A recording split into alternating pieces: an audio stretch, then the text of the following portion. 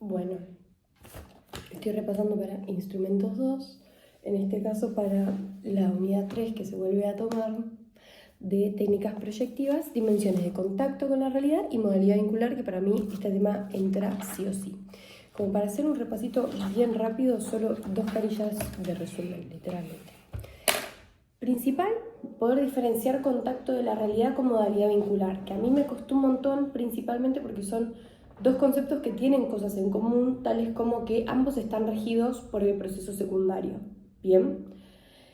Entonces, podemos empezar un poco hablando de contacto con la realidad, que bueno, básicamente hace referencia a un concepto que está explicitando cómo el sujeto interpreta y sabe diferenciar lo que es propio de un estímulo proveniente del mundo exterior de lo que es propio de un estímulo proveniente del mundo interior.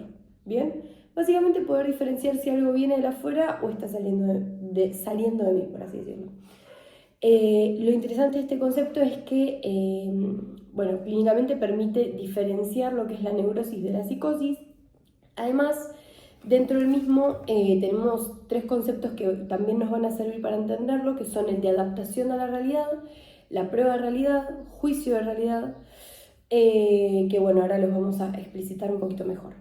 La prueba de realidad básicamente tiene un poco que ver con poder diferenciar lo que es propio de la percepción de lo que es propio de la alucinación. Vendría a ser como resignificar lo primero que dijimos de estímulos del mundo interno y del mundo externo. Bueno, percepción de alucinación. Después tenemos el concepto de adaptación a la realidad. ¿De qué nos habla? Nos habla del grado de ajuste que tiene el sujeto o bueno, esta persona a las pautas que son normativas en una determinada cultura o contexto. Bien, ¿qué tanto se puede adaptar a su contexto? En la entrevista, el concepto de contacto con la realidad lo podemos evidenciar en base a como aspectos como lo que son como los de contenido y los de forma, ¿bien? Que bueno, ¿a qué van a hacer referencia? Estos que están súper permeados por el proceso secundario, y podemos ver dentro de estos 4 puntos para como hacer hincapié a la hora de tratar de ver en la entrevista el tema de contacto con la realidad, que tiene que ver con la ubicación temporoespacial del sujeto en la entrevista, el pensamiento organizado y lógico, que básicamente se evidencia en un discurso coherente y bien hilvanado. Y ahora vamos a ver, me es fácil entender estas 4 para memorizarlas, como que la primera es que se ubique en tiempo-espacio, la segunda es que pueda hablar fluidamente, y las otras 2 son como medio lo contrario de esas, o sea, que no presente neologismos o algún tipo de disfuncionalidad a la hora de tener como alteraciones sensoperceptivas, que no presente expresiones bizarras, ausencia de, bueno, de estas alteraciones, y ahí terminaría con las 4. Después hay un apartadito en el que dice que la coherencia entre la conducta, la emoción y la pauta contextual es lo que hace la adaptación a la realidad, que es muy coherente si como que entendemos bien qué es cada uno de estos conceptos, ¿no? Y después, por último, y último concepto que voy a dar de contacto con la realidad, es el de juicio de realidad, que es como la confianza o la seguridad con la cual el sujeto emana una opinión en base a ese contexto y a las interpretaciones que él hace de esa realidad, que es interesante pensarlo también como desde el relativismo, ¿no? Que si bien como que se presenta el contacto de la realidad como esta diferenciación entre lo alucinatorio y lo perceptivo, lo neurótico y lo psicótico, el mundo interior y el mundo exterior, también hay un relativismo, ¿no? De lo que es lo perceptivo, así que eso también es algo a tener en cuenta. Y el segundo concepto, vamos a contrastarlo, es el de modalidad vincular. Para arrancar con este concepto tenemos que entender que la primera modalidad vincular a la cual nosotros nos enfrentamos es en nuestro primer vínculo, que es la unidad dual materna, ¿bien? Que con el tiempo esta unidad dual se va separando de a poquito y el sujeto puede como reconstruir otro tipo de vínculos, ¿no? También en la modalidad vincular rige el proceso secundario, y básicamente vamos a pasar a explicitar qué se entiende por vínculo, ¿bien? Que vínculo no es lo mismo que relación, fundamental acá. Vínculo tiene que ver con una experiencia emocional correspondiente a la ligadura de personas con o sea, de personas, emociones, objetos, ideas, todos estos elementos también pueden ser intercombinados, eso ya es un vínculo, ¿bien? Toda experiencia emocional implica una relación, ¿bien? Como para que entendamos la diferencia entre vínculo y relación. Toda experiencia emocional, que un vínculo es una experiencia emocional, implica una relación y todo vínculo encierra una experiencia emocional, ¿bien? Entonces, vínculo y relación son dos conceptos que son diferenciados, pero para entenderlos tenemos que darnos cuenta de que vínculo tiene más que ver con lo que es la ligadura inconsciente y la relación tiene que ver con las distintas formas de realización que tiene el sujeto por las cuales podemos observar esa matriz inconsciente del vínculo. ¿Bien?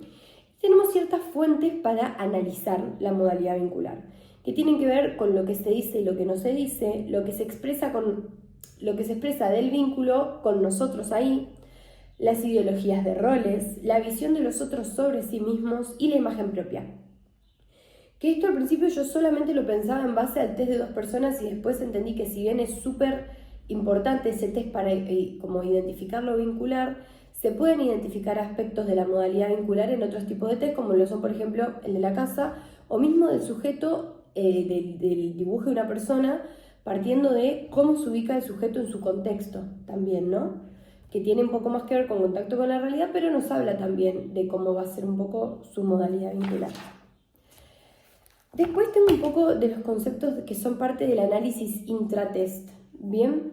Que tengo la actitud hacia la tarea y el entrevistador, que tiene que ver con cómo el sujeto como que se expone a esta actividad, ¿no? Qué predisposición tiene, si es una manera activa o no tanto de manejarse en la entrevista o en el momento de la técnica gráfica. El segundo, que es la visión gestáltica, que tiene que ver con mi primer acercamiento al producto que el sujeto me da, que luego va a ser entendido como que va más allá que eso, ¿bien? No me voy a quedar solo con la hoja y el dibujo, sino con todo lo que eso implica, cuando lo justifica verbalmente, cuando analizo las pautas formales de ese dibujo, cómo emplazó, cómo fue su trazo, cómo fue la fuerza que ejerció con la lapicera, etcétera, etcétera. Y bueno, ahí, o sea, me adelanté un poco, pero el tercer punto es en las pautas formales y de contenido, que sí tiene que ver explícitamente con esto, ¿no? Con estos conceptos de cómo ejecuta esa consigna, ¿bien? Las formales que tienen que ver con cómo lo hace y las de contenido que es qué hace, ¿no? Ejemplo, en un dibujo de un árbol, cuando hablamos de las pautas de contenido podríamos decir si presenta, raíces, ramas, y si por ejemplo añade un nido o si pone un caminito o si hace más hojitas alrededor. Pauta formal tendría que ver con cómo ejecuta esa representación del contenido en la hoja. Y voy a hablar un poquito como de características de los distintos test. En el dibujo libre lo que es importante entender en este texto en particular es que el dibujo libre vendría a ser como una presentación del sujeto. Cómo se presenta a sí mismo en esa hoja va a ser lo que veamos en el dibujo libre. Y después un poco va a hablar de el HTP, que bueno, integra el test de casa, árbol y persona, que nosotros en la consigna de cuando nosotros lo ejecutamos hacemos en 2 personas, pero esta es como la versión más básica, en la cual la casa vendría a ser el fundamento de los 2 apuntalamientos básicos del yo. ¿Cuáles son estos 2 apuntalamientos básicos? La imagen corporal, que yo entiendo que está haciendo referencia a la imagen inconsciente del cuerpo, porque cuando pone corporal me lo confundo con esquema, pero está haciendo la imagen inconsciente del cuerpo. Y la familia como grupo de pertenencia, ¿bien? Estos vendrían a ser los 2 apuntalamientos básicos del yo. Después, una pregunta que hay que realizarnos cuando nos enfrentamos al test de la casa. ¿Hay interioridad? Si hay interioridad, ¿qué significa esa interioridad? ¿Que hay un diálogo con el exterior? ¿Se puede ser eso? ¿Puede reflejarlo? Después, decía un poco cómo evaluar esta dimensión de la interioridad, como veníamos hablando, no solo habla de la disponibilidad de un habitante adentro de esa casa, sino también de la existencia de lo interior para que se lleve a cabo un propio funcionamiento del yo. ¿Bien? Y hay algunas relaciones que son significativas para leer este gráfico que tienen que ver con la articulación entre los espacios, que tiene que ver con si hay un espacio propio o ajeno, si hay familiar o extrafamiliar, si es terrestre, si es aéreo, si las aberturas de la casa como que nos muestran que esa casa puede tener diálogo con el exterior, etc. Y el segundo de los puntos para leer este gráfico es el de la relación de cómo se apoya esa casa en el terreno en el que fue construida. ¿Bien? Que bueno, básicamente tiene que ver con cómo el sujeto termina dejando significado a su entorno, ¿no?